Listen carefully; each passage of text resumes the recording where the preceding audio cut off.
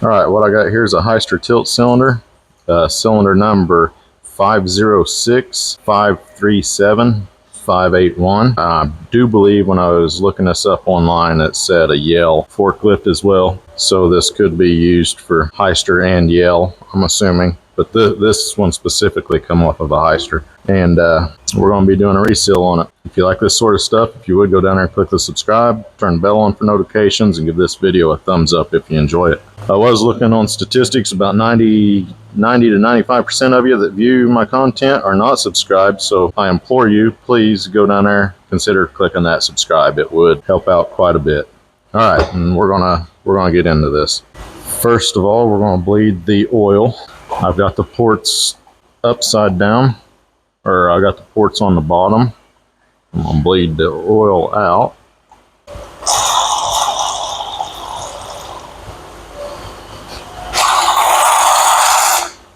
Okay, oil's bled. This has spanner holes in the face of this gland, and it's also got little plastic inserts or protectors for the spanner holes to keep them clean. So I'll go ahead and pull them out. If all goes well, the spanner tool will work and we won't have to use a pipe wrench. Okay, all those are pulled out, set to the side over here with the caps. I'll clean the face up a little. This also has a spacer here, which also known as like a stroke control. So this actually controls the stroke. It allows it to go full stroke on the extend, but it allows it to not go about 2 1/4 inches all the way on the retract, if that makes sense. All right, we're going to put our spanner tool in and hope for the, oh yeah, that was, okay. That was barely tight at all. We'll snug her back a little tighter when we go back together with it though. So basically, so we're just gonna turn the gland out until it's loose enough we can turn it by hand. All right, so our gland's loose enough now. We can take it out. We'll just pull the rod out. Pull the tube out, and we'll go ahead and check inside of it real quick, which it actually looks pretty decent in there. We'll let it drain, put our rod in the vise, and we'll take the piston nut off. All right, looks like we needed about a 33mm socket, so I got one right here. 1/2 inch drive impact. This is the Thor 1894. Not sponsored, it's just a really good impact.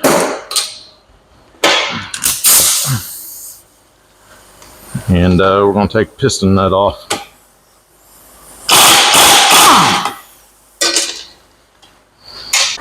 Now we'll remove the piston. Just remember what way these came off, because the way that this is machined, it's specific for fluid to transfer properly, I guess you could say. So the recessed side here actually takes the piston nut. So there's our piston off. We'll pull our gland off, and we leave our spacer on, or our stroke control. We'll leave that on the rod. Go ahead and pull our piston seal.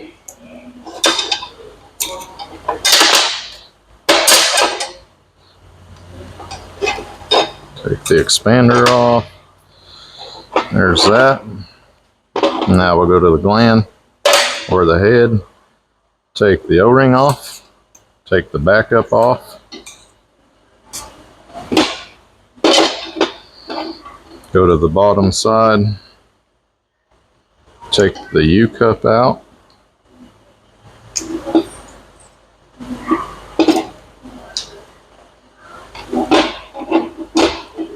And take the wiper out.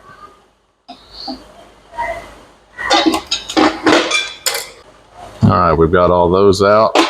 I'll go clean the gland and the piston up, and I'll hunt up the seals and we'll get back to putting it back together. Alright, we've got our new seals. We're going to start with the gland first.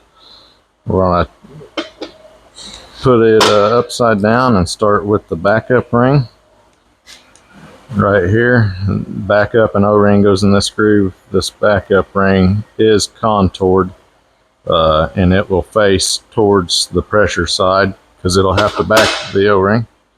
So we'll put that on. And be sure that it's seated all the way. Like that right there.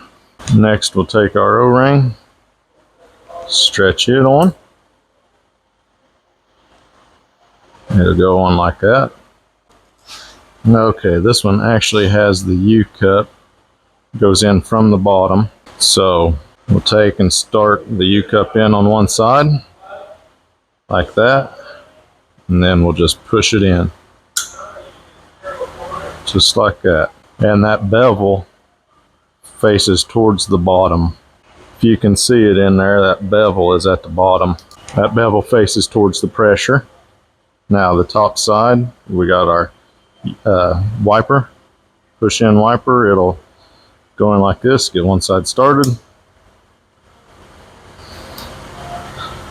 and just push it in. Usually if a side hangs up there, you can take something and just walk around it and it'll pop in place. That's it for the gland. Then our piston seal. This is a different style piston seal, but same dimensions. It's got an expander, goes on first. And then the Teflon seal.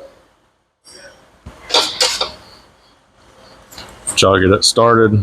I'll take my pick and work it on like that. And where that seal's deformed, I'll have to shrink that back down. I'll get my seal clasper. Go ahead and put that on there. And let that do its thing. We'll come back to that. Alright, now we'll take our gland. We'll put some grease on the inside U-cup here. Get it good and coated. Put a little bit here on the end of the rod. And primarily this is made to take this, screw this clevis off and bring the gland down over the rod because of the chamfer here. But I've done this long enough. I'm just going to put it on this way for now. I'll go ahead and get my wiper started on. And then generally I'll take my piston and the nut, and I'll take an adjustable or something, and I'll just slowly turn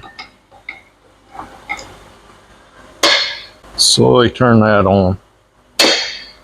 And what that'll do, that'll compress and push that gland on there. Just like that. I'll go ahead and remove the nut again.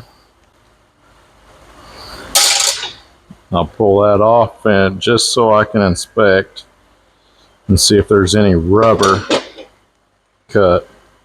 Alright, so everything looks good, and I'll remove my clasper. I'll go ahead and put my piston back on because the clasper did its job. It shrank that piston seal back to normal. And remember, this was directional. This is where the nut goes, and this raised profile goes towards the rod end, or goes towards the gland end rather. So that goes on like that. Put that on, do a little 121 thread locker, back to our socket, and we hit it. Alright, we'll go ahead and lube the piston seal up and the O-ring on the gland. Remove it. Put the tube back in the vise. Snug it down. Make sure the inside's good and clean, and the exterior here. Be sure and examine, make sure everything is good, and it is. Put a little more grease there on the inside. And then we start our piston. Then we'll start our gland. Run that in as far as you can by hand. And it's snug there. We'll get our spanner wrench and tighten her all the way down the rest of the way. Okay. Get that there, and I'll hit that a few times.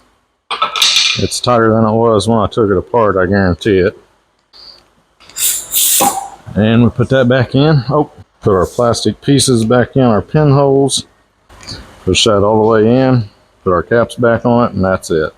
And that's how you reseal a Hyster 506, 537, 581, or a Yale tilt cylinder.